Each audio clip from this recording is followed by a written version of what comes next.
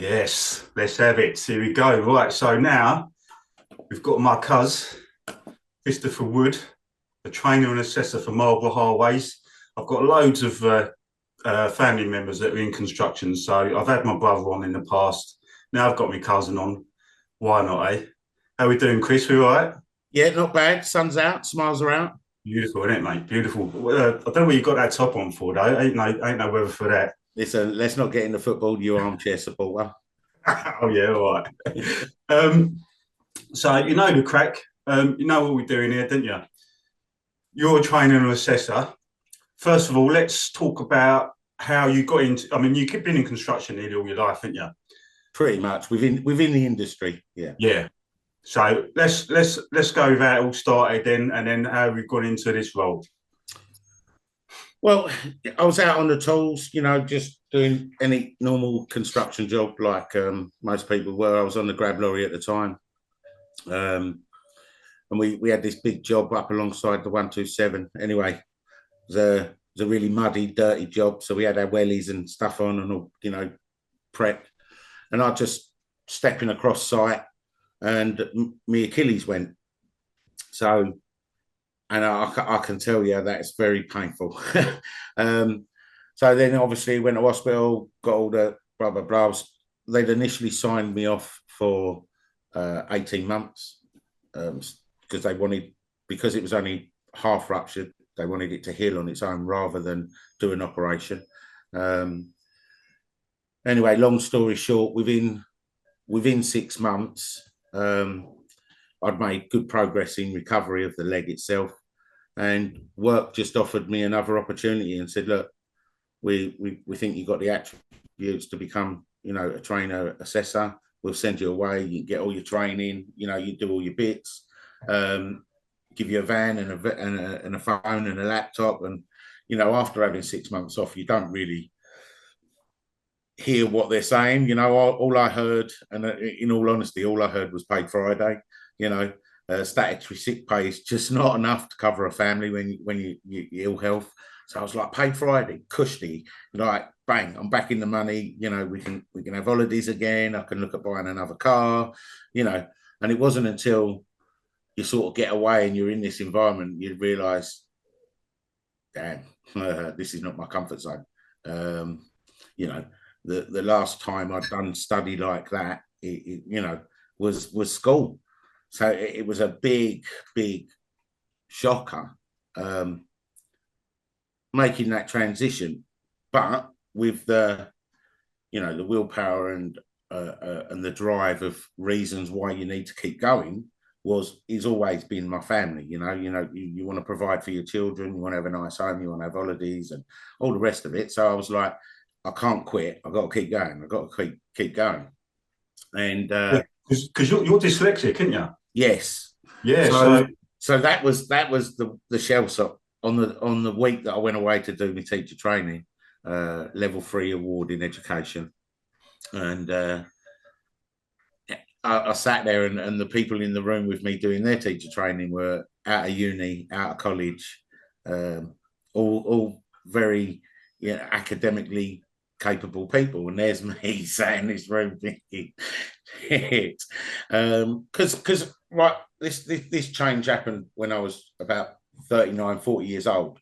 So for 40 years, I've hid behind being dyslexic. And along that journey of 40 years, 90% of the people that I worked around or were around wouldn't have known I was dyslexic because my confidence was shown in other ways. Get it in between my fingers, give me, and I can make it happen. I'll work around it.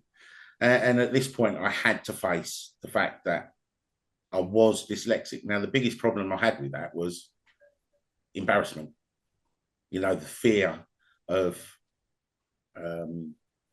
I don't know, the fear of asking or feeling ashamed of It's asking the imposter syndrome, question, isn't and it? people, sort of looking down on you because you wasn't capable in that kind of area or field.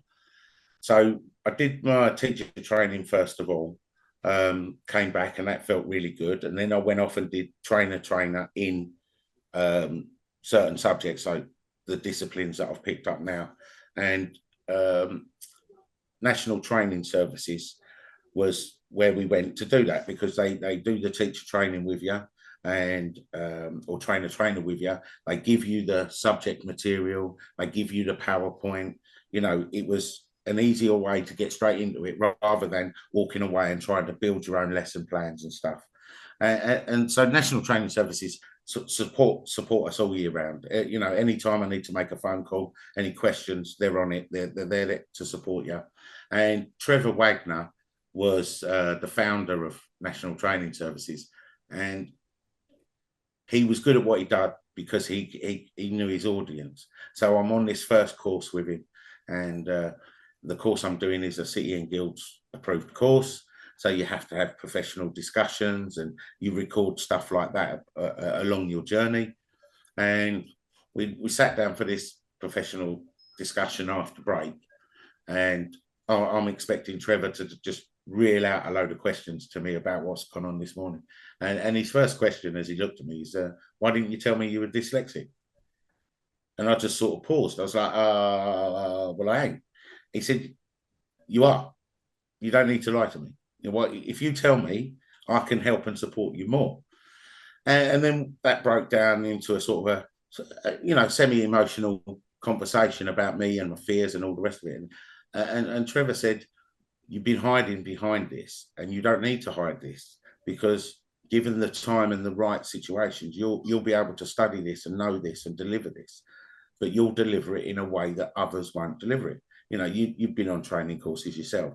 You walk into a room, everyone in the room doesn't want to be there.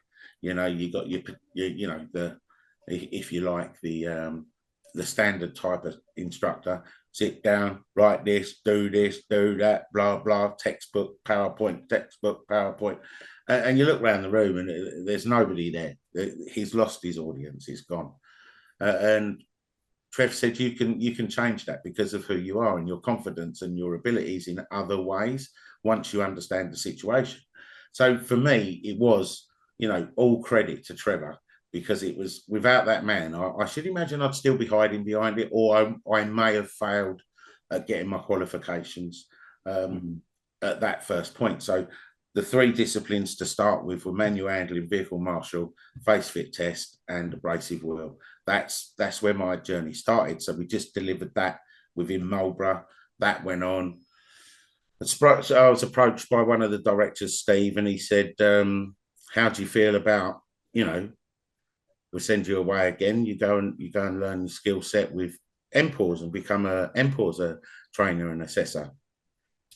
So I went down to sort of Bridgend in Wales and spent a week with the NPORS team down there and developed your skills and how to just deliver that in a different way. They were a great team as well. NPORS were a great team in supporting you during that part of your journey. And each assessor will have a monitor linked to them for certain areas. So there's one monitor in this area and that area. And Alex, I can always phone him if I need advice or support, or even just simple questions. Sometimes you've forgotten what the process is, and they're there to support you. So basically, the key for me was Trevor getting me to accept that I didn't need to be ashamed of having dyslexia. And that was never, as far as Trevor was concerned at the time, that was never something that was going to stop me achieving the end goal. It's like, if you want something that bad, you'll make it happen. If you don't, you'll find an excuse. Yeah. And some of them excuses are just poor excuses. They're not, they're not even good standard excuses. You just don't want to do it. So the drive then was, he built me up and he built that confidence in a different field, not the Chris that was confident at just life. It was Chris that was confident in these areas. And that's never an easy journey for anyone to make from, doing whatever role that it was doing before, whether it's in construction or not, and then becoming an instructor and assessor kind of thing. It's a whole new, ball game. And I ended up for probably about 2.5 years, 3 years, not being a very good instructor, because I didn't know, right, it's the book says you've got to do this. The book says you've got to do that.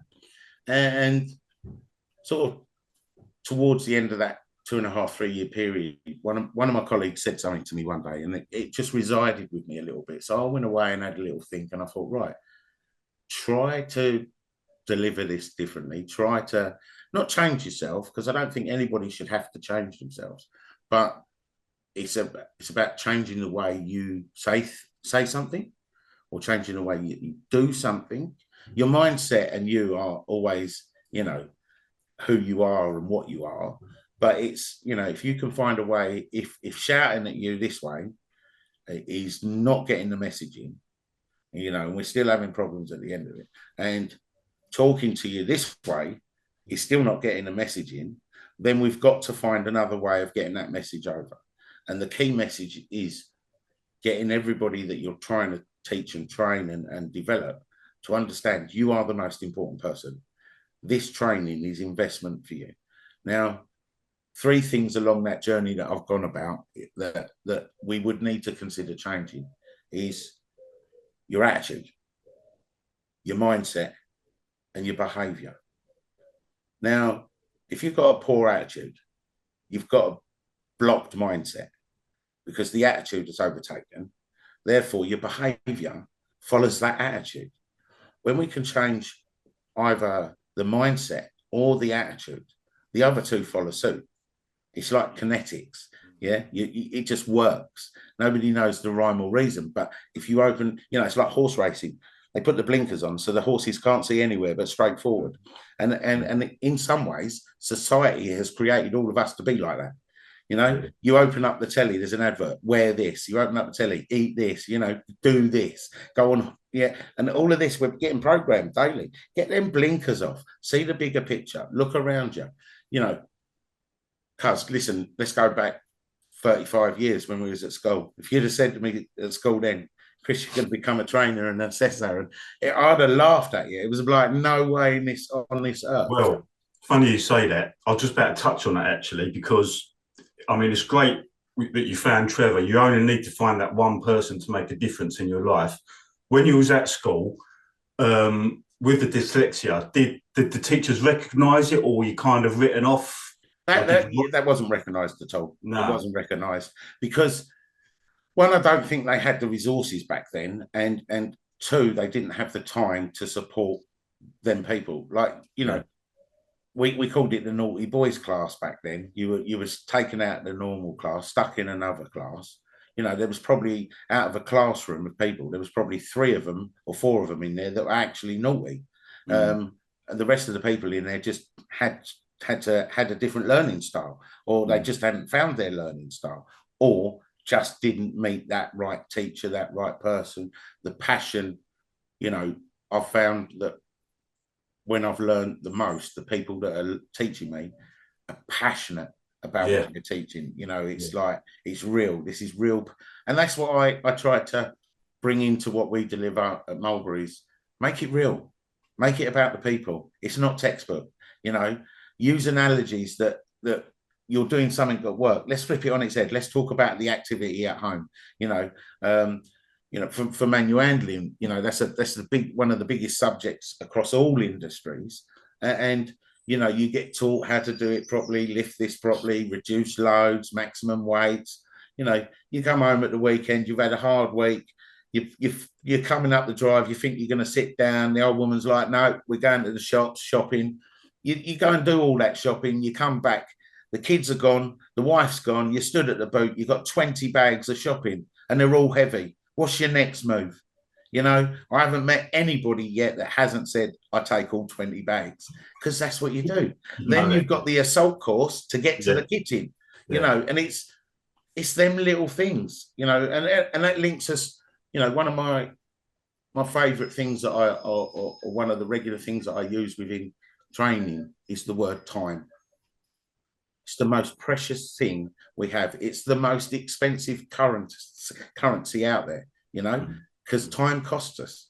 If we learn to respect that time a little bit more, and just take the time to stop 30 seconds to stop and think about given situations at work or activities or tasks that are going on. 30 seconds is enough to plan that out. We're always trying to save time, which evidently means cutting corners, which evidently means we lose time. Generally accidents will come from laziness and cutting time. Just let's go back one more step. You are the most important person. So why are you wasting your time trying to cut it, which ends up costing you time out of work? And you're at work with all your peers. So you've got peer pressure to get the work done quick. You've got the industry pressure to get the work done quick and on budget. You've got your boss's pressure to get the work done on time and in budget. All of these things are regular pressures with all jobs that we go to. And, the industry's changed so much in sort of 20 years because what we do now, we weren't doing 20 years ago. You know what I mean? We were still out on the jobs doing jobs without permits because you didn't need a permit, and so that side of it's changed. But it's about, for me, it's about the industry should do more. Yeah, I find all of this stuff is rolling downhill and then being placed on the operatives on the ground, the skilled workers on the ground. And that's where we're starting to lose them within that too much pressure. Yeah. The government budgets for highway sectors are the government budgets. Yeah. The councils only get so much money to do the work that they've got planned to do. Now that pressure has been put on the men on the ground to achieve these goals set by others. The goals need to be realistic. Timeframes need to be realistic. The cost is the cost, but what's the cost for safety? What's the cost for a life? We try and educate people in this field to, step in and stop it. You see it's unsafe. Don't, have the right to speak out. And a lot of companies, they do similar campaigns. Some give their operatives a card. And if anything on the card is what they're thinking, they have the right to stop it and ring in. Marlborough has a step in and stop it campaign, which gives all of the employees, come from the very top of the company. And it's like, if you see it, you're not happy with it, it's not safe, stop work, make that phone call, get somebody else down to come and assess the situation for you and put things right and make a change. But dyslexia is a big thing because it can hold a lot of people back. And it's not just dyslexia. There are other learning difficulties people have, but it's about having the opportunity and the support. If you have the best person in the world, they're brilliant at everything, and you tell them every day that they're not very good, by the end of the year, they're going to be not very good. Okay, because it's brainwashes. You've told them every day, you've programmed, you're not very good, you're not very good. Yeah. But if you take somebody that's got abilities, but lack of confidence, lack of support, lack of training, and you give them all of that, and you tell them every day that they can be good, they are getting better, look at that great stuff that you're doing. These people, by the end of the year, won't be the same people that you met at the beginning. But it's got to be consistent. It's got to be consistent. Like your gangers and your supervisors have got to be getting involved there. And, you spend this more time with the people you work with than the people that you love. Absolutely. So you've got to create an environment where everybody can thrive. Everybody feels worth and needed, and everybody's role within the company is part of the company. And I put it to people like this: like, I have guys and girls come in and say, "Oh, I'm thick. I can't do this. I can't do that." And I'm like, I've seen that big block paving job you did up the high street. I can't do that. Does that make me thick? You're saying you can't read, you can't write, you did all of this. I said, how did you build the job? Well, we had the drawings. Well, then you read the drawings. How did you get the measures? How did you get that right? So you're reading, you're doing maths, you're problem solving on the job. These people are much more able and with abilities and skills than potentially we see, because we just stick them in that role or this role, and there's no back support for it. And that's where I think the government need to rethink how we train and to the levels. Training's got harder over the years. I remember years ago doing training courses, which were open book courses. You know, the instructor said to us, I don't expect you to know everything, but I do expect you to know where to find the answers. Yeah. So there's a lot in life going on. There's a lot of subjects we learn. Okay, it's a health and safety question. Pop, stop, refer to company policies or straight on the HSE website. You know, most of that on there is free to download anyway. So you've got your information. That to me is a pass because you know where to go and get the answer. I'm not expecting you to remember dates and years and times, but where can we get that answer when we haven't got it? You know, what's the next step? What's the next process? I mean, I had a guy in recently that he just came in and said, Chris, I can't write it, but you ask me any question, I'll give you the answer. And he got 100% on the test.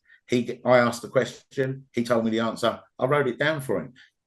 Just because he can't write it doesn't restrict his abilities. You know, in a lot of places now, it is closed book courses. You go in, you do a week's training. At the end of the week, you have a little, you know, about people try and turn it around and make it fun. Oh, we got a quiz at the end of the week. It's not a quiz, it's a little exam. And these people have got to remember everything that they've done in the last 5 days with all the life worries on top of that.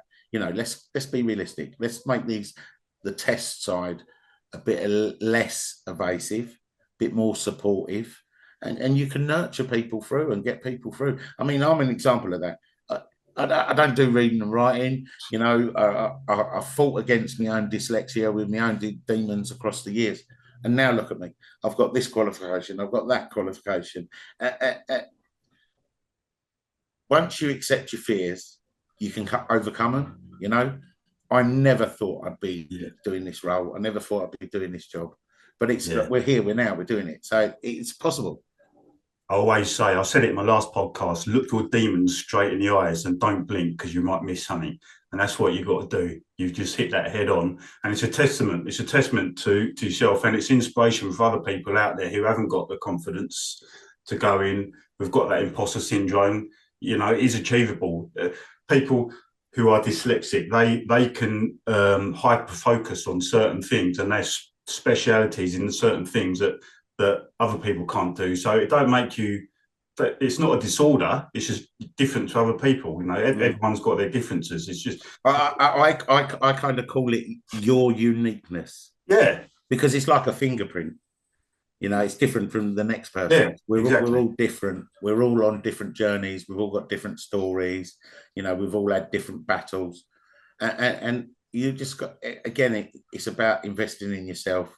Once I achieved certain goals, I was buzzing. Early part of my career, I won a couple of awards with ROSPA.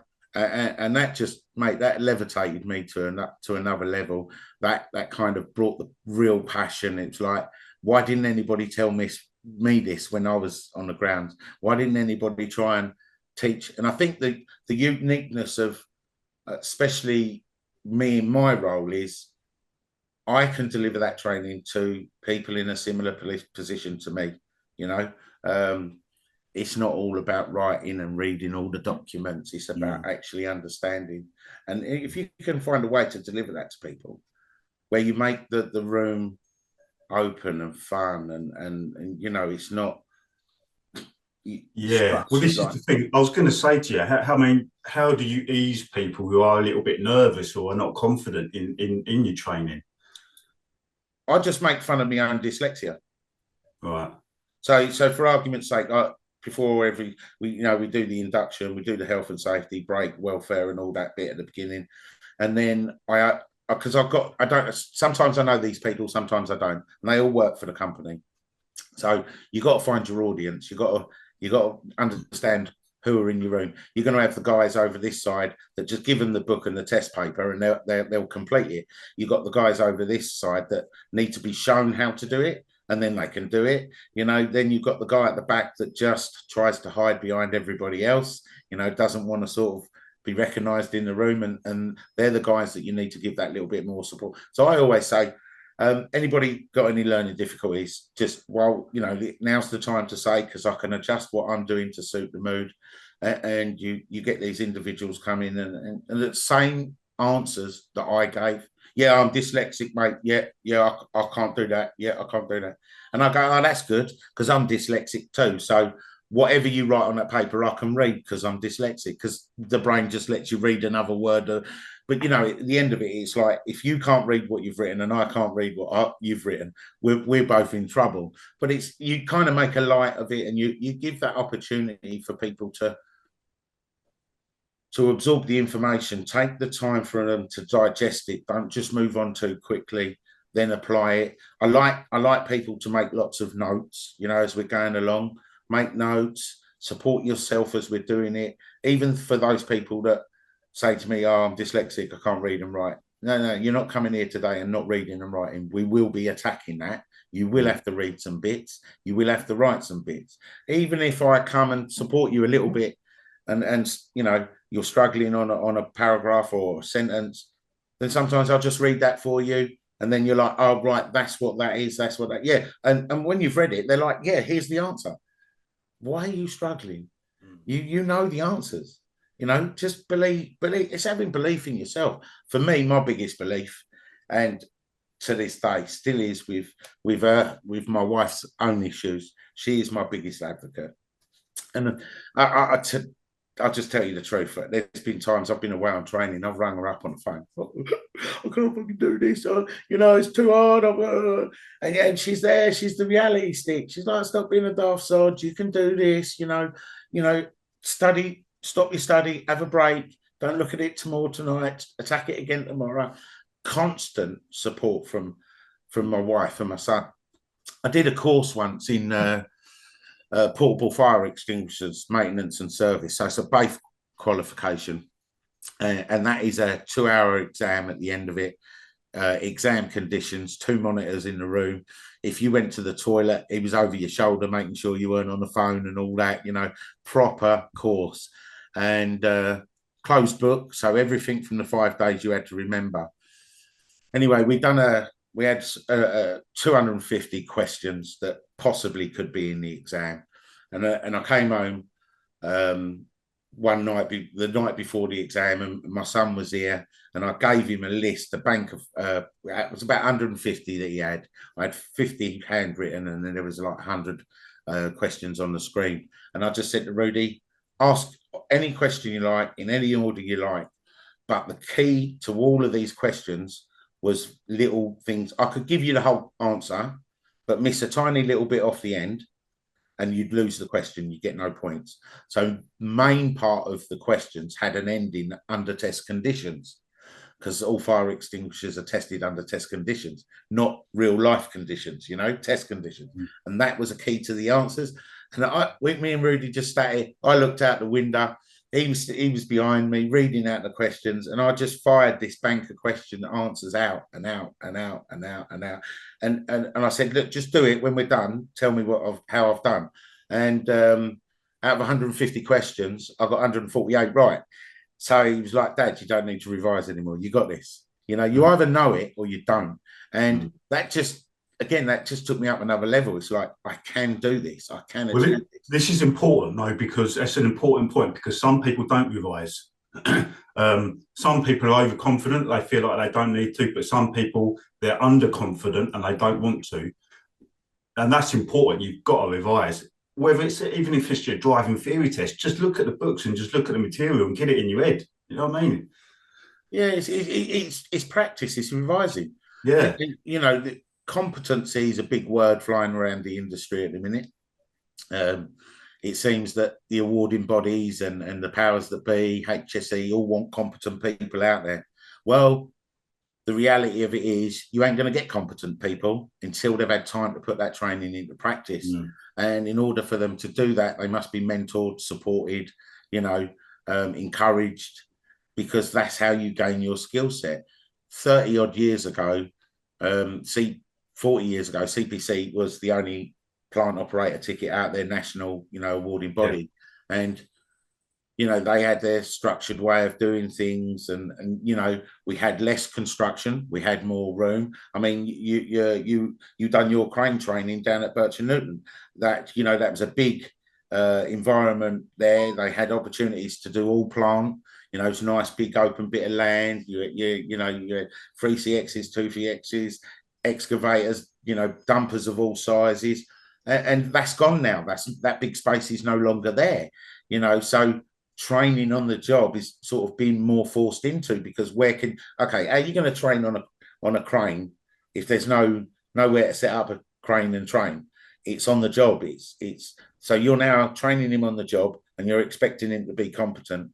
You know, like you can come and do a novice excavators course and it's like your driving test. It's basic use, you know, basic knowledge, and you can pass a test and then go out on the network tomorrow and be digging, not on a building site where there are no services, where you're going to put the services in, on a generated environment where there's millions of services, you know, and that just isn't going to get that skill set. You're going to have an issue. You're going to have a strike because there's no awareness. When I did my test, I just dug a trench or dug a manhole or loaded a lorry. It's like, where does this bit come into it? So having that on the skills job is a need for it. But again, it's the right support for the individual. You can't just give them a ticket and let them go. You know, a driving instructor is only going to teach you how to pass the test. Yeah.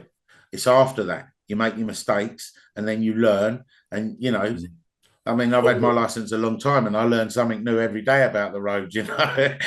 Honestly, yeah, all the real learning happens as soon as you get set foot on site. That's when all these training centres are good, because you can do it in a controlled, safe environment, but it's a whole world of difference on site. There's a whole world of different problems and experiences you've got to overcome. And that's when the real learning starts. So yeah, NPORS is really good in that respect. That they're really coming on strong now in the industry, more recognised than what they used to be, which is great. Oh yeah, for sure. And the good thing about NPORS is as well is if you, for argument's sake, if there was a unique bit of equipment that came out, I was the first to get my hands on it, if you say, and I actually built a course for it. NPORS would adopt my course, you know, as long as, you know, I can demonstrate the criteria, you know, the standards, and NPORS would look at that, and as long as that ticks all the boxes across the board, the health and safety side of it as well, they would adopt that course. And I think it's like the course will be mine for a year, and then after that year, it becomes a course that then NPORS would allow other trainers to learn in. Do you know what I mean? So it's like a shared kind of environment. But that's the good thing about it as well, is that NPORS are willing to hear you as an instructor and what training you're actually delivering elsewhere of your own, like could be in-house or whatever, and then you can go to an awarding body and get that session accepted on an awarded body, and now you're delivering it and it'll become an NPORS registered course. And you know, so there is that side of it still. I think all awarding bodies can still do a bit more, you know, to support the trainers, the assessors out there. You know, a lot of these awarding bodies want us to go and build the old PowerPoint, the handouts and everything else. What I find is that's not a standardized course. The criteria, the outcomes will all be the same, but it's like if me and you went down Ford's now and just bought a standard Ford Fiesta, exactly the same spec and color, we'd come out with the same standard of car. The delivery would be the same. But if you bought a red one and I bought a black one, they're different. And it would be like my PowerPoint covers all the criteria, but it's not the same as yours. It's not the same handouts that you've given out. You know, I believe that these awarding bodies should be having that on the shelf already. They're the awarding bodies. You develop it. You support us by saying, this is how we want it actually structured. This is the PowerPoint. These are the handouts. This is the support to build them up to the test at the end. There's still that gap there, you know. A lot of what awarding bodies do is just quote what the HSE have quoted. You know, I could do that. I can become a awarding body tomorrow. I just quote everything the HSE says. Make it unique, make it different, make people want to become instructors, because without instructors we're not going to do it, you know. In some cases the older generation would be ideal candidates because they've got skill sets and have seen things and done things that we just won't do in our lifetime, because obviously health and safety won't allow that. The pressures of jobs and the planet hasn't got much green space left, so you're always working in high velocity of people, vehicles. You go to work and the world's rushing past you like this, and you've got this inside the cones and barriers to worry about, as well as these people and cars on the outside of the barriers you're worrying about. So it's a very hard industry, and face value of it, some of our construction staff get the brunt of the public. The public want change. They want new high streets. They want new footpaths. They've banged onto their local council for that. We come in and we win the work, and we now start delivering what you've asked for. Now, because we're delivering it in your road and you can't actually put your car outside your house, you want to start having a row with our staff members, and there's been violence, there's been spitting, there's been damage to machinery and plant, and you're up against it all the time, and that's part of the reason people don't want to join this. We grew up in an era where it was work hard. If you want nice things in life, go and earn the money and you can have nice things in life. It just doesn't seem to be that same morals today. Yeah. When I was a ground worker, when I was running the job site, I remember once we had a grab lorry come in, big grab lorry, all like fairly new estate, really nice houses in Hutton Mount, expensive. And woman's come in with a Range Rover. Oh, what are you doing? Look, you're causing carnage around. They're blocking the roads off, blah, blah, blah. I said, look, I'm really sorry this is inconvenience you. I appreciate it, but how do you think your house was built? So, well, fair enough. All right, then. So and then just drove off. You know what I mean? It's got to be done somehow. Yeah, for sure. And it's not like you moan about roadworks and the council typical picture of 6 men looking down a hole and 1 man in it kind of scenario. And it's not until you get into construction that you stop moaning about roadworks, because you're now part of that. I'm glad you mentioned that, actually. Right, I'm going to bring 2 things here. Firstly, before I bring this up, Marlborough Highways, right, the clues in the title, what are they? Who are they? What do they do first? Well, Marlborough Highways is a highway construction company. Yeah. So we work for local authorities, your councils, your boroughs and bits and pieces. And Marlborough's grown, like the growth of the company has been massive in the last sort of I can really say 8 years. First couple of years of that 8, it was a slow progression. Then we hit COVID period. Unfortunately for us as a company, we did have to put some guys and girls on furlough, but it was very apparent. It didn't take long to be apparent that during that period, we actually got bigger, as a company, and then the things were more relaxed when the government realised they still had to let these workers go to work. We were back at work when COVID was still happening and people were away. And we just grew and grew and grew and grew to where we're actually sitting now, that, we are recognised as one of the big contenders in the market at the moment, especially for local boroughs of our area and boroughs of London.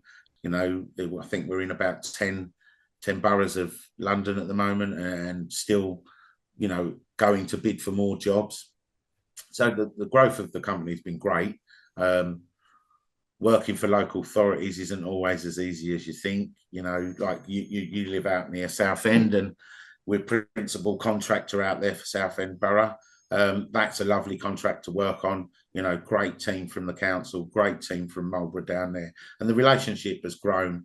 And it is about relationships. You got the promises you make, you got to deliver.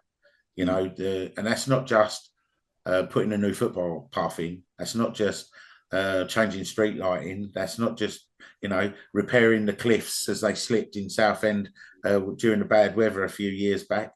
It's about the reinvestment in local communities, giving opportunities to local young people and older people, no age restrictions on this before anybody says anything, to come in and do a job. You know, we're open to local communities wanting to come and work on local contracts. So we do that. We have the apprenticeship schemes.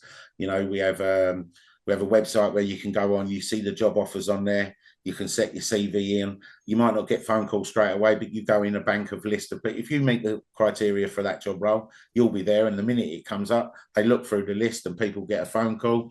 Social values, you know, stuff that we can give back to the communities, like, you know, doing tree planting days or litter picking days, or, you know, going to some of these elderly institutes and putting on events and, you know, having parties and chatting and, you know, just all youth clubs and schools, and just getting back and just being amongst the actual community where you're working. We do a bit of work in Camden and for Camden Islington Council and all of that. And part of the social values is we needed to go up to Houston and deliver some training to some of these guys and girls that don't have jobs. They're on the social, claiming job seekers and all the rest of it. And it's like anything, the jobs are out there, but the jobs require you to have X, Y, Z. And if you're just a bod at home and you ain't got the materials, the minerals to go and get that, you need that support. So giving that social value bit back. You know, these guys and girls have come away with manual handling, abrasive wheel, vehicle banksman, face fit test, you know, the traffic management, M1, M2, you know, and it's now they're building it's not a CV, it's a portfolio.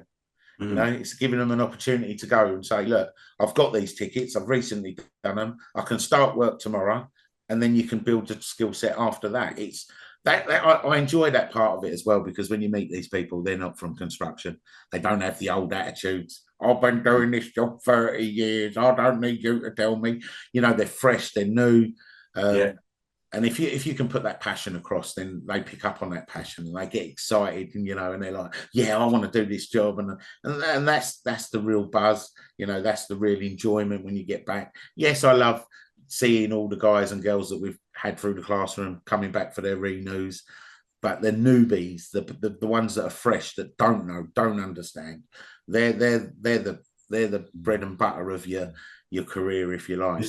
It's especially important now because everyone knows we've got a real shortage of trades at the minute. So all of that stuff is really important, getting out there in the communities, especially like you do, going to the schools, doing your presentations in the schools, showing the kids what it's all about, what you do, and, you know, giving them information about how to get into it. I think it's so important. I don't think enough of that happens in construction. Well, just prime example of it.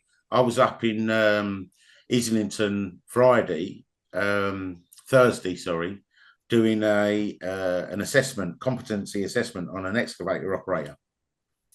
And whilst doing this assessment on site, a guy that was in the opposite street, about 100 yards away, came over and he was asking questions and We had him signed up on the portal there on the job. It was like, right, get your phone out, linked up. He's now putting in an application to get a job with Marlborough Highways. So you're out there. The opportunities are out there. You've just got to be, you know, you've got to have that face that lets people come and talk to you. You've got to be part of it. You've got to make it exciting.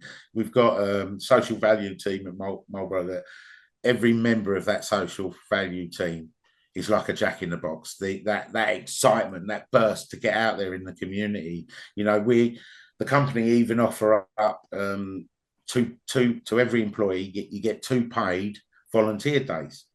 So you can go and volunteer in one of these community activities, and you're just a volunteer. You're supporting the community, but you still get your wages. You don't lose any time out. You know, so every employee gets 2 days volunteer days, which is great because now, you know, we've roughly got about 425, 430 members of staff. So 430 people with 2 days off volunteering. That's a lot of volunteering time, you know. Which is great, you know, and it's all about community, and that, I think that's where we need to focus. You're at work, that's a community. You're at home, you live in a community. You're out doing your job in a community. You know, we've got to get back to being real people. You know, when was the last time you rang your friend and had a conversation, instantly you'll pick it up and send a text. You see, what's a text do for you? It gives you nothing. Yeah, I'll pick that up later. You have a phone call, you hear that person's voice, it changes it. So it's communication is what we need. We just need to communicate and accept that there's lots of change. Now, this was the biggest thing for me because of my dyslexia. Didn't like change. I had my comfort zone. That's where I stayed. That's what I did. And some wise, I won't say old man, but he was an old man. Some wise old man said to me, listen, don't know why you fear change. It's going to happen with or without you. Instead of getting left behind, get on the train and enjoy the change. Be part of that change. And all of a sudden, what was happening in front of me, I was actually part of changing. Well, the fear had gone. Do you know what I mean? It's like people say, oh, why have we got to do this course? Or why have we got to do this course? Because the reporting unsafe situations became a big thing. And the more we report, the more we see where the flaws are. In order to rectify them issues, you've got to apply more training. This is where it comes from. Coming from an era where you were able to think for yourself on the job is an era now where you can't think for yourself on the job. You're told what to do on the job. You follow this, do this, follow that. And we take that skill set away from people that actually you don't need to look at that method statement to say you can't dig within 500 millimeters of a known service. You've got a trial hole and hand dig. You can't use an excavator. You know that.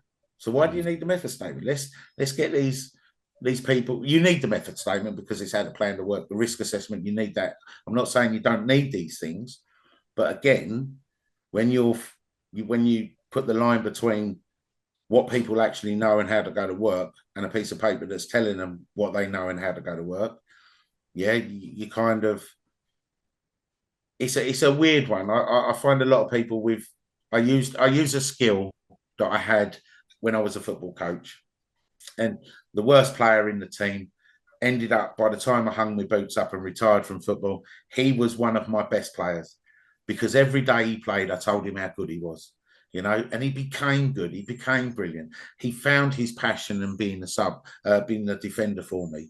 When he wasn't on that defense line, boy, the team knew it.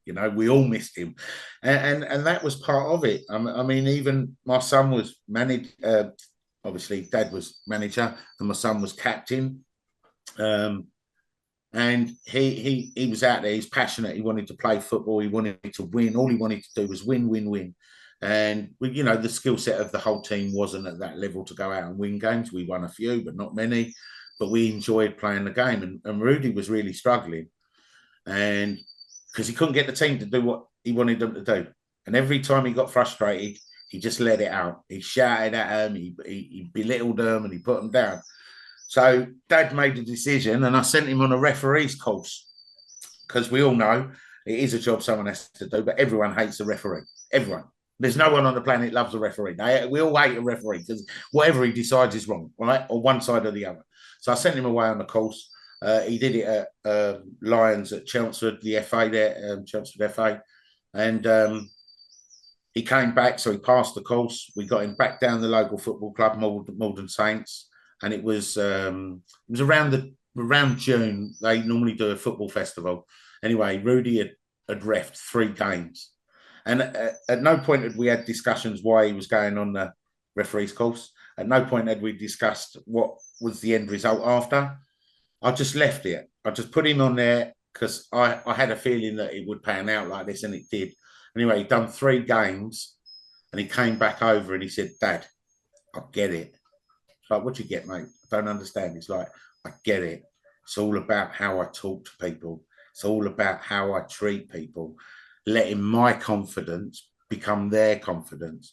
Mm-hmm. And shortly after, we was back playing, back into the season, playing games. And Rudy had, 10, 11 guys all eating out of his hand, looking for his leadership, looking for his support. The team dynamics became different because you learn about your audience. And it was the same journey I took at the beginning, where the first couple of years I weren't very good, until I learned, Yeah. You've been given an opportunity to support somebody else. Yeah. Give that the best. That's where it works best. There is a message there. It's an important message there, and it really is, especially in construction when you've got whatever, however many on site, 400, predominantly blokes, ego fueled, testosterone fueled, stressed, shouting at each other, hot headed. And I've had people say something to me in a certain way, and I'm like, nah, I ain't fucking doing that then. You know, but if you say to me, "Oh, Jim, can you help us out with this so and so?" Yeah, no problem, mate. Sort you out, no worries. It's as simple as that, isn't it? Oh yeah, but I'm up in the crane. I can be 100 meters up, and I can hear guys screaming at people down on the ground, screaming at them. Like, mate, seriously, come on. It's got to change. Especially when you're going down that route. That's not the best way to get the best out of somebody. You know, Exactly. the art of being a leader in any industry, in any position, is getting people to do what you want them to do without asking them to do it. Yeah. That's the art of leadership. And you know, these leaders might take the risk, the financial burden, you know, the stress from running some of these super large companies and all of that. But you got to remember, yeah, you had the attributes in order to build this company, but without this down here, this workforce, you ain't got a company. Don't matter how good you are. So that, again, that throws us back into reinvesting in your staff, in the people that you've got. I mean, I think it was a few years ago, Richard Branson said, train people well enough so they can leave, but treat them well enough so they don't want to leave. Exactly. You know, you give them all of the skills that they need. You've now got the ability. You could go anywhere in the world, but you've created an environment where they actually want to stay and be part of that growth and be part of that environment, you know? Yeah, that's an important point, actually. So that leads on to retention. A lot of people coming into the industry, particularly through apprenticeships. Marlborough do apprenticeships, don't they? Yeah. What's the retention like on there? Do you get many people stay on? Well, to be fair, we've recently had a real big influx of apprenticeships. So we did our apprenticeship scheme, which is still running, and I'm very happy to say that we have quite a few of them have been retained. I mean, there's one or twos that were, came in, all wanted it, and the opportunity, and they were a bit flaky. There was those that came in that wanted the opportunity, but then realised the industry was too hard for them. Too much manual labour, too much on the go.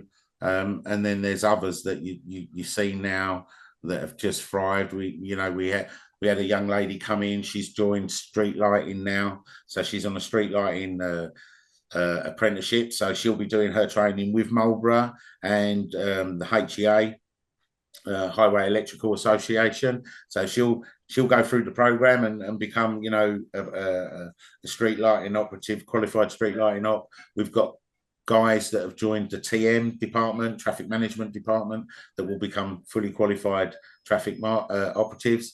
We've got some that have joined. We've got a young lady. She's joined the civils, so she's out there putting in the curbs and busting up the roads and like all of that shit. And she's good. We've got another young lady. She's come in and she's a supervisor, and probably one of the better supervisors I've seen for a long time. She's on the point. She doesn't take any crap from anyone. She's on point, but she has a way of delivering herself that makes you want to listen. What I mean? It's like, actually, you're bang on. Let's do that. So we've got quite a diverse market of where we can place people in apprenticeships if they want them.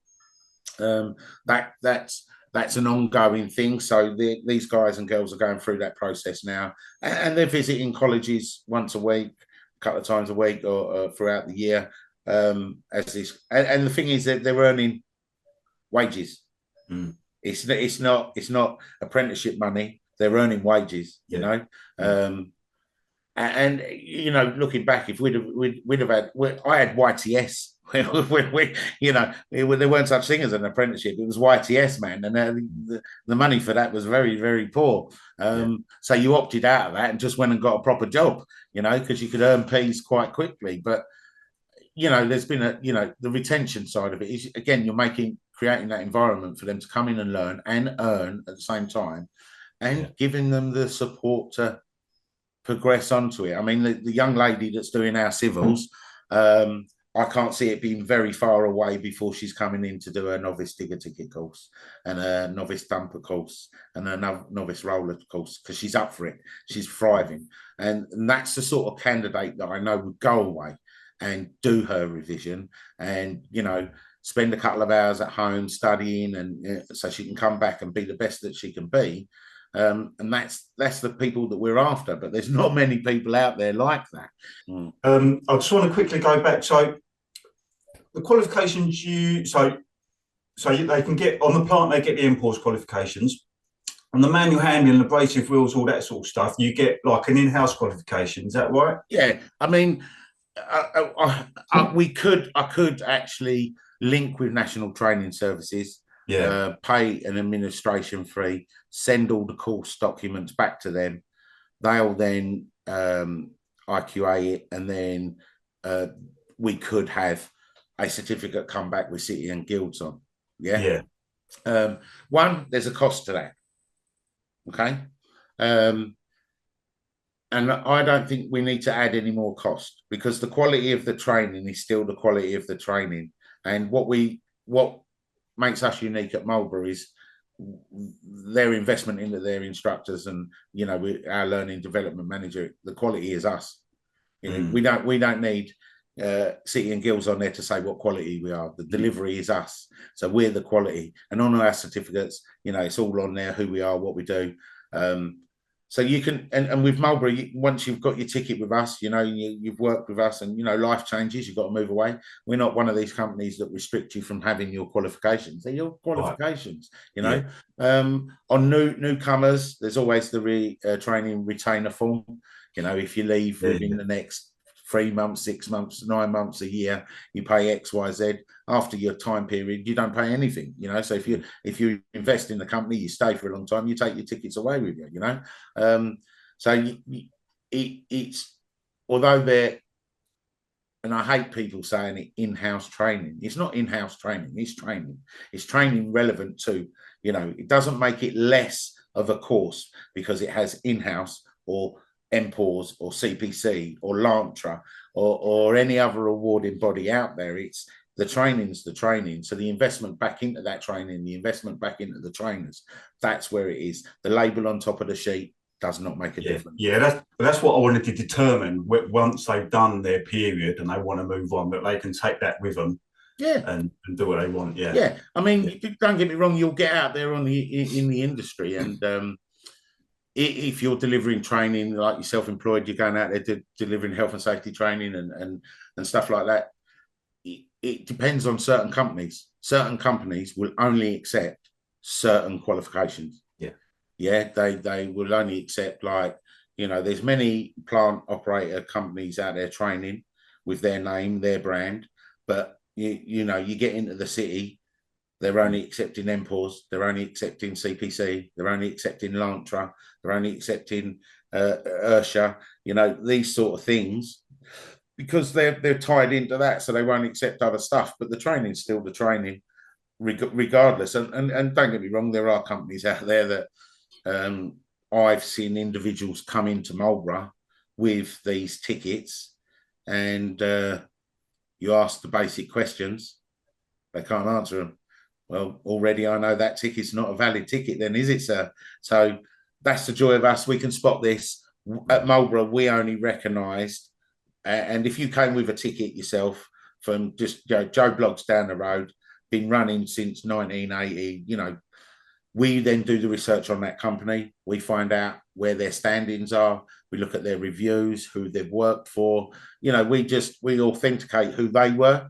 And if the ticket's good enough, we accept it. Once your tickets run out, the period's run out, you'll come and sit ours. You know, so we're getting people out there. You know, and other times people come in and I'm like, that's a Weetabix box ticket, bruv. Yeah, let's get you booked on. Yeah, because no, I did it last week. No, you didn't. No. All right, you're getting booked on. We're going to redo your training, and you know, if you think you did it last week and you got the skill set, the training to come won't be very hard for you. You know, it'll be easy. But yeah, that's the other thing, and the industry is sort of crushing down on that.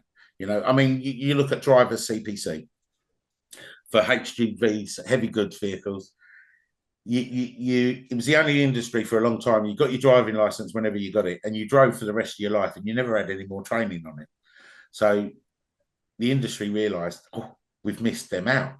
So when that first came out, you had to complete 35 hours to get your driver qualification card, and then the idea was 35 hours at the beginning, and then you do one training day every year for the rest of your driving career.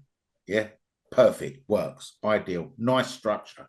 However, lots of people in the beginning were going down the easy route and just sitting a first aid course once a year, or the easier subjects towards it once a year to top up the bank of qualifications. They've now recognised this. They've now recognised this and put a stamp on it. You must complete all modules in order to get your 35 hours. You can't just do one module 5 times.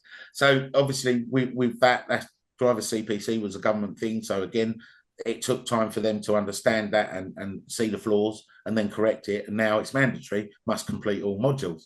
So, you know, it's like even the government don't get it right. You know, there's always a swerve in it somewhere. But I think the whole thing between business, government, workforce is we need to be setting people up to pass. Don't set them up to fail. You know, a prime example recently, there was I heard of an incident where they were digging and they've hit a cable of some sort. And the boys on the ground have been ridiculed for this because, oh, you've hit the service. Hold on, let's just stop a minute. Let's look at the design. Okay, you want to build a cycleway, lovely. You want to put a cycleway here, lovely. Yet the designer has stuck the curb line on top of the service. Well, why have you done that? Because now you should be ridiculed because if you're anyone with qualifications, why are you going to put a curb line on service? Because you know you've got to dig down so deep. You know you've got to put a bed in there and then curbs on top. Move it one way or the other. Make it wider or make it slimmer. Do you know what I mean? The industry side of it, the people that we don't see or get involved with, make these designs, make these plans, and the flaws are within them. You know, you're not setting your blokes up to pass, are you? You know? That's right. And also, the people that are watching them, ridiculing them, they're wanting them to fail. Why don't you actually get involved and actually help them and say, hang on a minute, you know what I mean? Rather than doing that or filming them, whatever, and say, look what he's doing, the muppet. Actually get involved and say, hold up, what's going on? You know, you might want to have a look at this. You know, I mean, CDM is one of the things that comes up in a few training sessions, construction design and management. And on the ground level, any skilled operative or even a ganger, what input would one of these individuals have in construction design and management? Absolutely nothing. Absolutely nothing. The only thing that the individual could do is report something back that wasn't safe within that construction design and management. Yeah. You know, it's got to be better from the top. Yeah. You can't expect downstairs to be working nice and hard and safe if you're not getting the right information out to the right people, the right designs for the right jobs. You know, again, it takes back to that pressure. You've got the local borough, you've got the designer, you've got the client, and they all want it all done yesterday and all want it done on budget because it's costing too much. And stop, slow it down. Take 30 seconds and think about what you're asking me to do. You know? So I mean, you made an important point earlier about pricing it reasonably or doing the job within a reasonable time frame, but it's a tricky one because if you price it to that, someone else is going to come in. Oh, we can do it quicker than that. We can do it cheaper than that. All right, lovely. We'll have that then. Thank you very much. And this is where the industry causes the problem because the local authority or anyone, the client, well, he's $100,000 less. Yeah, we're gonna go with them. And what you're more likely to have is a lesser skill set of people on the job. You know, less safety, less awareness, all right, they might have been in a lucky company and got that job completed for 100 grand less than the others, but that won't be long before the lack of skill set within there is going to show for the next job. Well, you've done that job and that was all right. We're going to give you an opportunity for this job, and that job's a little bit bigger, requires a little bit more.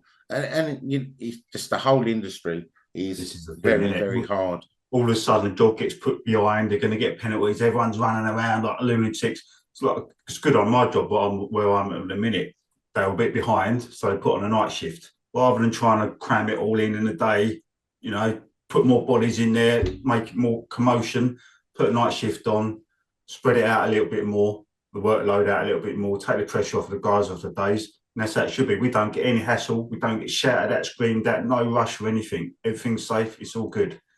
So it should be across the board. And that's, I'm dreading going back onto form work, of framework and, all the big gangs and that, and building 30-story buildings and all that. I'm dreading it because I know what it's going to be like. I just know it, Especially when you've been taken away and had a little job that's quite nice and calm and steady. And So we've been on safety. So I want to get on to mental health now. So you're a mental health first aider, aren't you? What's that like? I am.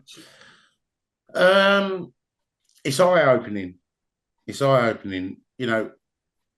We don't talk about mental health enough, and the different types of mental health, the spectrum of mental health, and especially in construction, having one of the highest suicide rates for mental health and bits and pieces.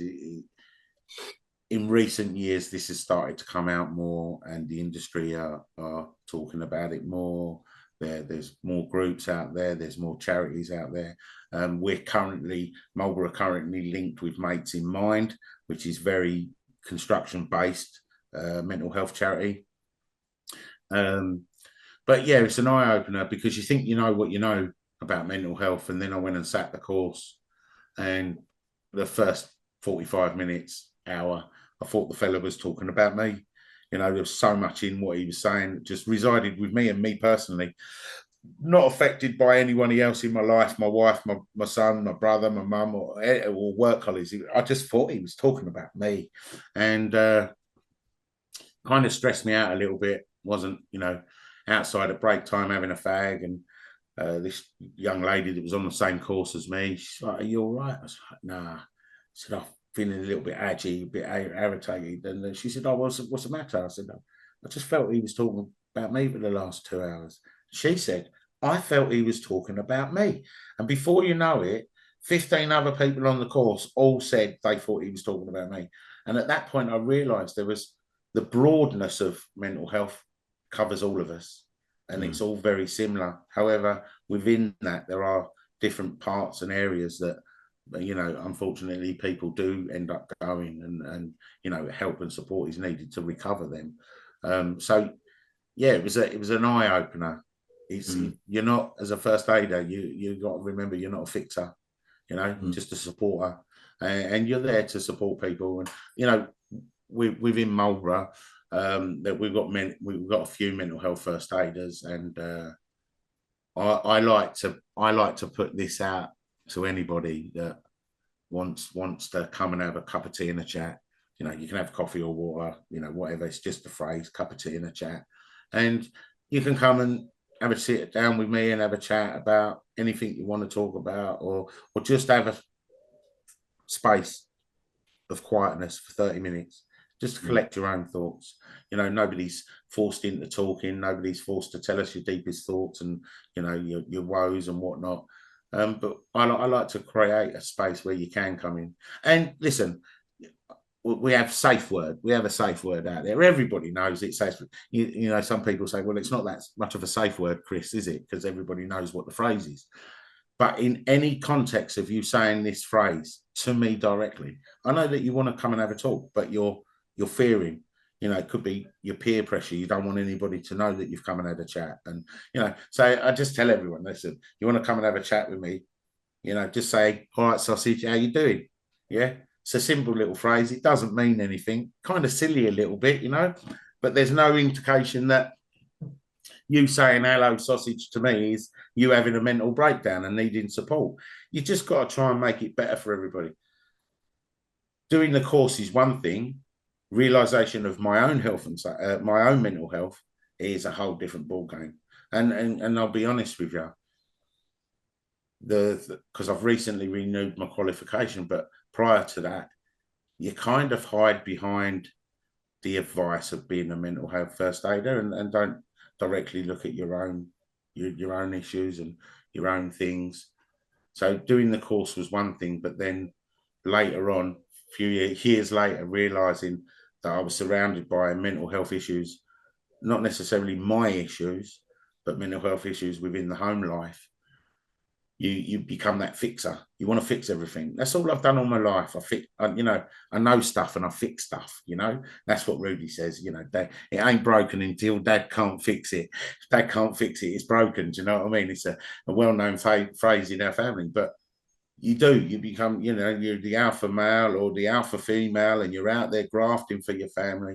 And I found myself wearing the face of a clown. Going to work, pretending everything at home was all right. Going home, pretending everything at work was all right. Before you know it, you found yourself in a very dark place, and little tiny things in life that really don't matter at all became part of filling up the mental health bucket of problems. And before I knew it, that bucket was overflowing, and I couldn't cope.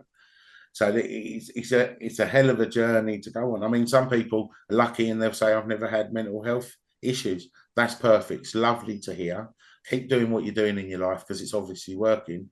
And let's hope you never find the trigger that sets off your mental health, And the reality of it is some people get in such a dark place that there is no coming back from that, which is sad, But what I found about, you can only ever speak about yourself. You can't speak about it as a collective across the board because it's a fingerprint. We're all different. Your triggers are different than my triggers, but you got to realize you got to accept you got a mental health issue and you're a bit low, a bit down. You got to try and define what things in life are going on that are suppressing you and putting these triggers on and making you feel the way you feel. And then you've got to go and change what's going on around you, change the environment you're in.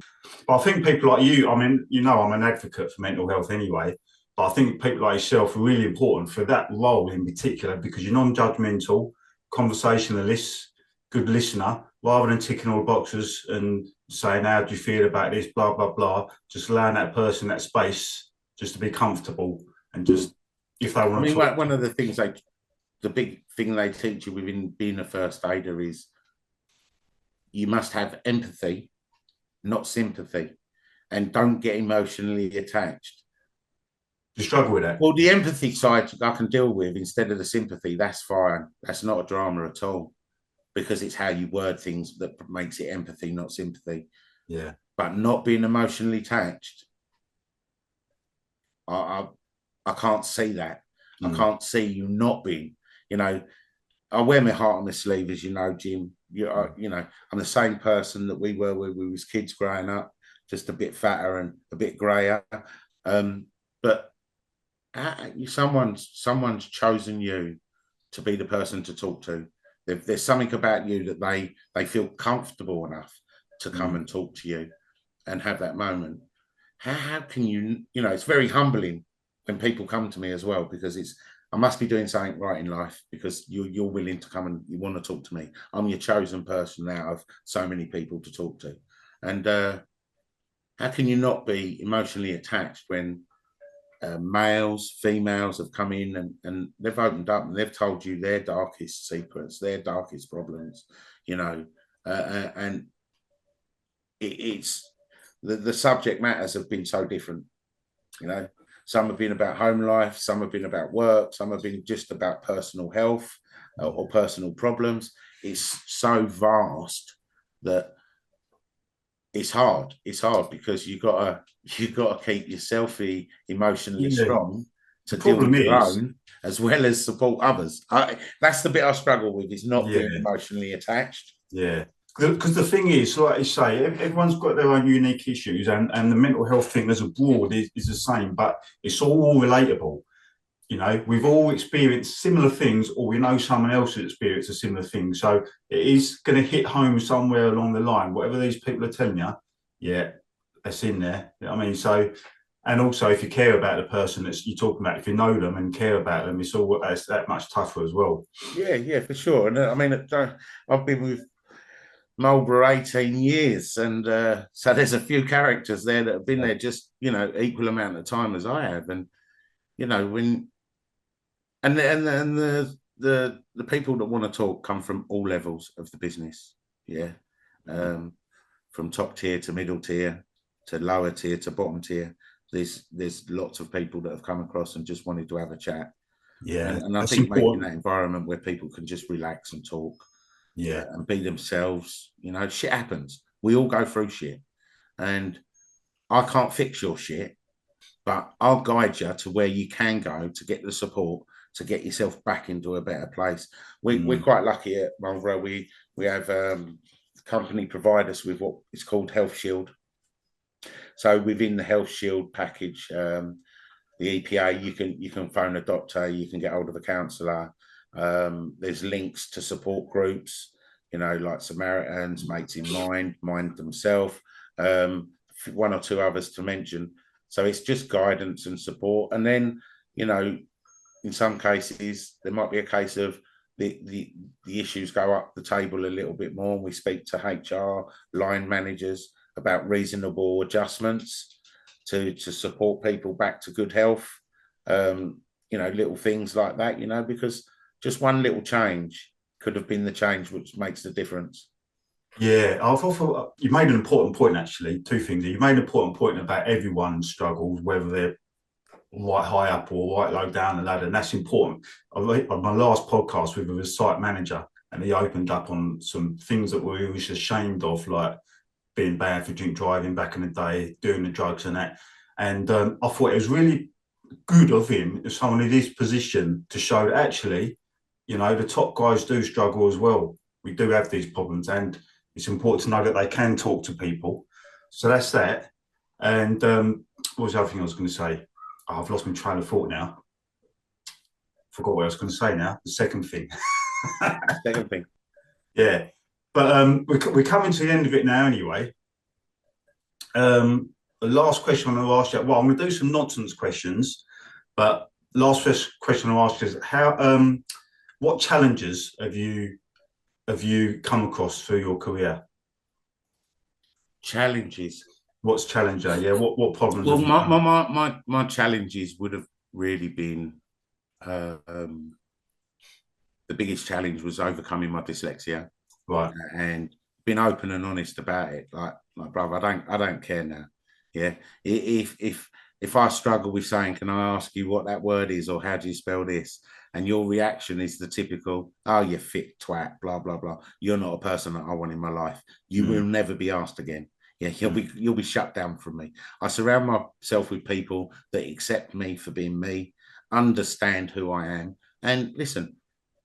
I ask people in the office for, you know, certain information, certain help, certain support, and then these industry leaders come back to me and ask me for advice on, you know, driver defects or on plant management, or you know. Questions that are in my field about what I understand. So it sort of equals out, and it was just overcoming that.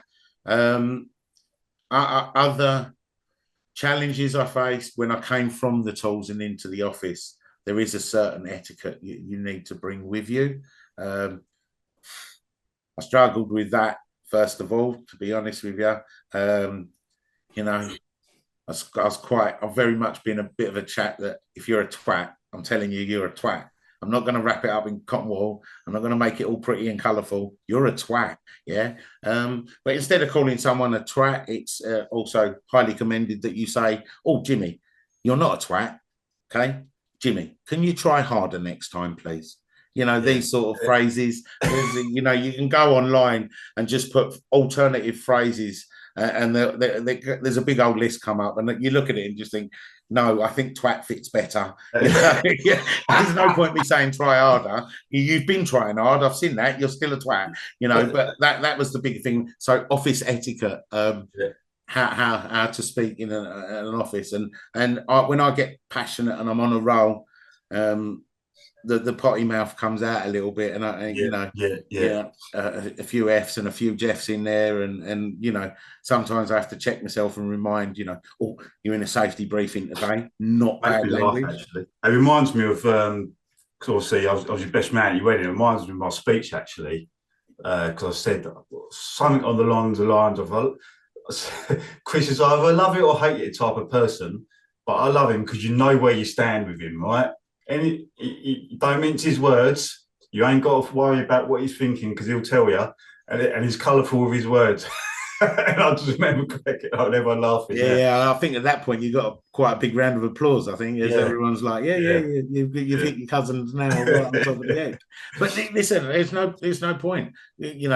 Just be yourself, and in reality, you either accept me for me or you extract yourself from my environment. It's quite a simple case scenario for me. But so the challenges for me was office etiquette. Yeah. And actually starting to be proud of myself and not be ashamed of having that dyslexia there, because actually 8 years on, I'm highly qualified, and obviously winning a couple of awards from ROSPA proves that my passion is my drive, and I should keep believing in myself and keep going, and all of that stuff. So like I said before, that's a testament to you, and that's a message for everybody out there that's listening or watching. That is a message to them. So you should be don't give up, just keep trying, and invest in yourself. Spend the time. I think Rel, my wife, she said to me after I started doing the teacher training at the beginning, she stopped counting at 120 hours of actually me presenting to a blank wall with a projector at home on my own, just going through the lesson, understanding what it was.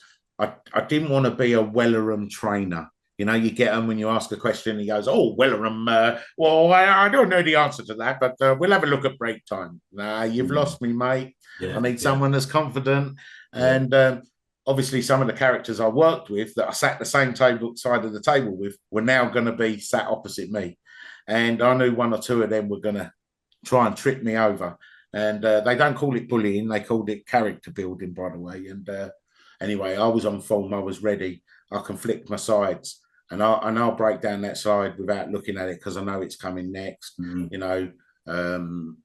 Dates and years sit well. Trying to tell everybody that, the biggest thing of health and safety is the Health and Safety at Work Act 1974. We'll think of that as an umbrella. And off of that umbrella is a million other things, Pure, Kosh, Lola, all of these start adding in the manual handling operations regulations. That's my wife, everyone, by the way.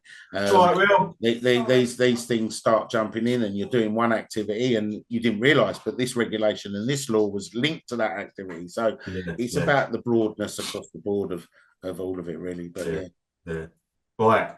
I'm going to get on to the nonsense questions now. About 5-6 nonsense questions quickly. First Does that mean I can give nonsense answers? You can say whatever you like, mate. All right. Have you heard of Aaron Franklin, barbecue guru? Yes. Yeah? So you're a bit of a barbecue guru yourself. Do you think you can challenge him? Challenge him? Yeah. When you say challenge him, what do you mean? Have a cook-off? Yeah. Listen,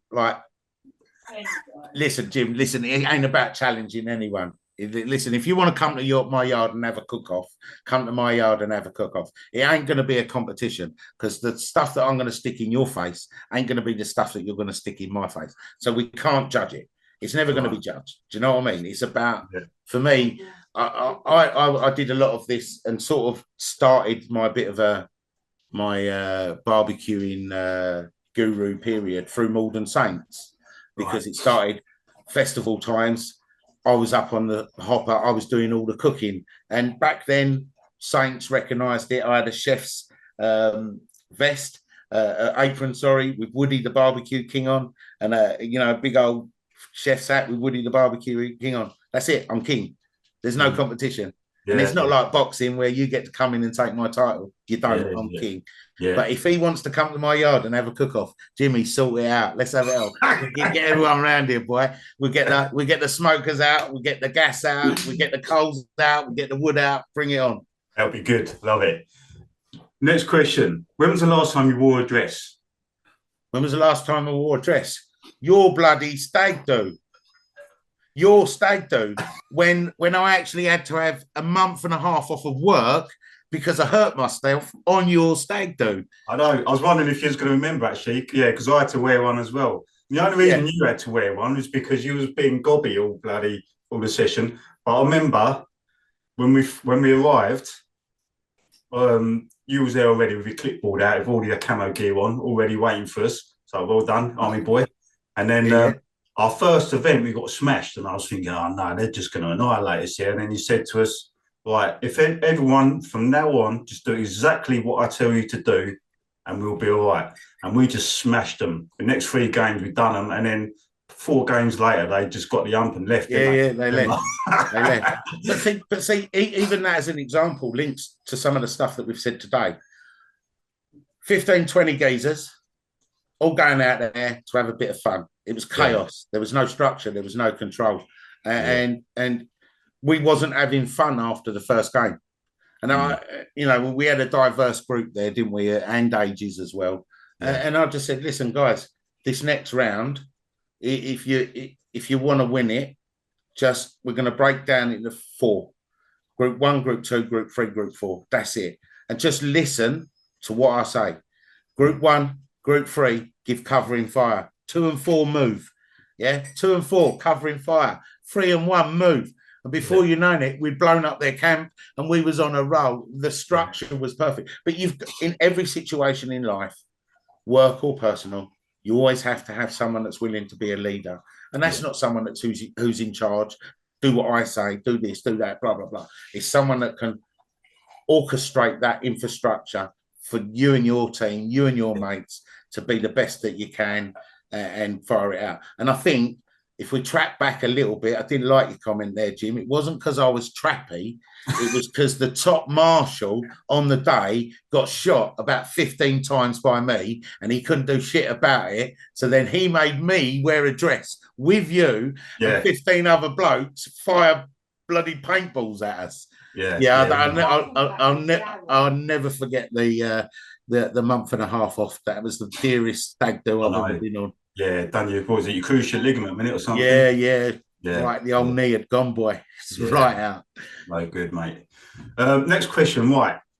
You might want to clear up a bit of a mystery or a bit of a controversial one. This might be when we're all driving down the road and we've got roadworks out and we're moaning because there's nobody working there and there's a queue of traffic and there's no one there. When we're moaning, what are we moaning about? What are they actually doing? Well, when the cones and stuff are out, but people ain't in there. Yeah. Well, when do you think the cones and stuff can go out there? When's the best time to put them out there?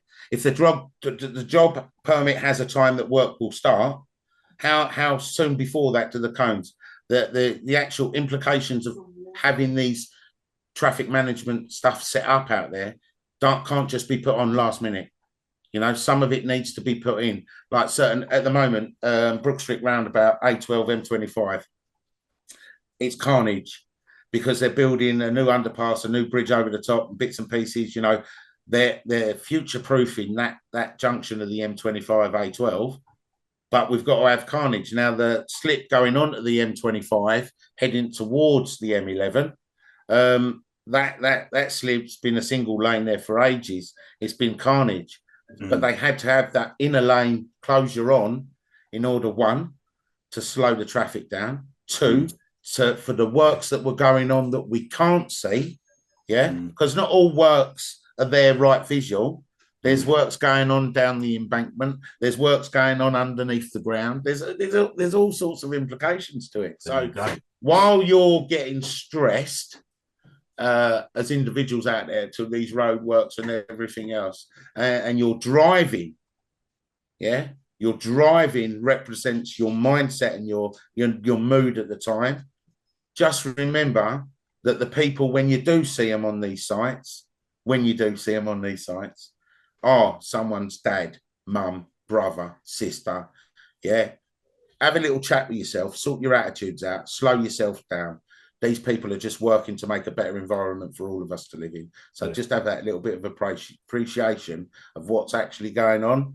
Yeah, because there's a bigger picture behind it. But the key message from me is everyone that you see on the side of a road working out there is someone's family member, you know, and they're only trying to provide for their family and make a better environment. So instead of bitching and moaning, switch your attitude up and give them a little toot every now and then and a wave out the window, because that'll make their day. That'll be like, oh, someone appreciates what we're doing today. It's not all about the bad stuff.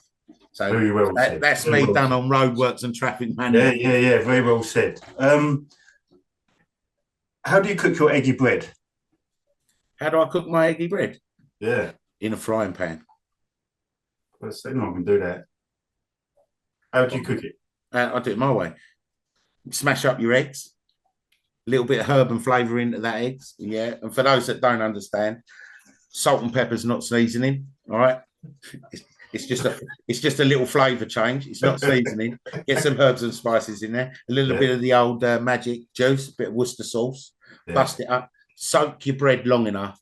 I know a lot of people just dip and fry, but soak it up a little bit more. Let it take in all of that flavour. So when you get to the middle bit of that eggy bread, you can get the kick from the Worcester sauce. You can taste your herbs and your flavours. You know. It's a great question, because it's like when people that I go out and have a meal with always go for the hottest curry, like blow your head off. That fair play to them, they eat the whole dish and they're all the way through, and you go, how did that taste? Oh, I don't know. My mouth was on fire. What's the point of eating it? You want to be able to taste your food. You want to be able to taste your herbs, your flavours, and as you well know, we love a little bit of marinade in this house. So get the flavour going, bro. We're talking about barbecues again now. You've gone from it. We're smashing this barbecue thing. Get fella gone. It's all right. Little legs is coming. Can't see him, but you can hear there he is. Poor old boy's getting old now. 78 years. 14 Next question. Is it true your little sister Erica stuck up for you once by grabbing some bloke by the nuts? Is it true my little sister stuck up for me once by grabbing some bloke by the nuts? No, I don't think that was the case. No? I think from memory, one of the scenarios were, whilst me and my brother were trying to teach my little sister how to stick up for herself, right, we created a situation where she had to go and douche this fella. Otherwise, we were going to douche her. And at that point, me and my brother realised that we didn't want to fight our little sister anymore, because she was more than capable of douching someone. And now in adult life, she's well known for getting out of a car and slapping a twat when needed. So skill set from brothers has been passed down the line. Baby sister can look after herself. Good. It's got to be done, isn't it? It's got to be done. Sure, You've got to teach the girls, man. Definitely. Well, that's it, bruv. Nice one. All done. Thank you very much. Lovely to see you and speak to you, Jim. Work life, home life gets us all tied up, and we'll get jigging on. And it's been an absolute pleasure. And you've brought up some really good points here that hopefully people will take on board, even if one. I mean, if us having a conversation can and just help direct someone or help change someone's mindset. And it's not all about mental health. It's just about the drive and changing the industry and where to go next, what to do next. You know, we've got a guy that works at Marlborough. He was on 100 grand a year. He was in a sector. He was accounts manager. And he's just dumped it, split his wages by half, and he's on the ground doing construction because he wanted to get out of that stressful environment, only to join another stressful environment, but in a different way. So, I really do hope that there are people out there that can reside with what we've spoke about today, and just see that there are things that you can do for yourself, or places that you can go and get support and help and all that. But for me, the key message is invest in yourself. Yeah. You've got to invest in yourself. You're the most important person here. The more effort you put into what you want, the more results you're going to get out from it. So just keep being strong. And, we can touch base again and review some of the comments later on, and or even some of the questions people might have. Yeah, you definitely. know, I'm always around, Jim, and I'm a bit like yourself, a bit of an advocate for mental health, and you know, just helping people get on, and just describing things in a real terms, real life, a different way. And yeah, so I look forward to coming back and Nice seeing one. you. I look forward to the barbecue that you're going to organise. Yeah. For sure. Yeah. I've got ideas running now. I'm already thinking about what I'd be. I don't think I can get hold of Aaron Franklin, though, to be fair, but I'll look forward to going to one of your barbecues. Yeah, anyway. for sure. Like I say, you know where I am. Hook us up. Yeah. Let's have a chat. Let's get it on. How can people get hold of you on the socials, LinkedIn, or anything like that? I'm on LinkedIn. Yeah. You can get hold of me through my profile on there. It's Christopher Wood on LinkedIn. Marlborough Highways is another way you can find me through LinkedIn. You won't miss me. It's a beautiful picture of me in a dapper suit collecting my Archangel Award from ROSPA. Yeah.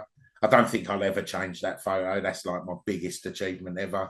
So yeah, you just reach out. Listen, you don't have to work for my company to have a chat, a cup of tea and a chat. You don't, you know. We're humans. Let's just talk. Let's get it out there, and you know, make connections. You never know.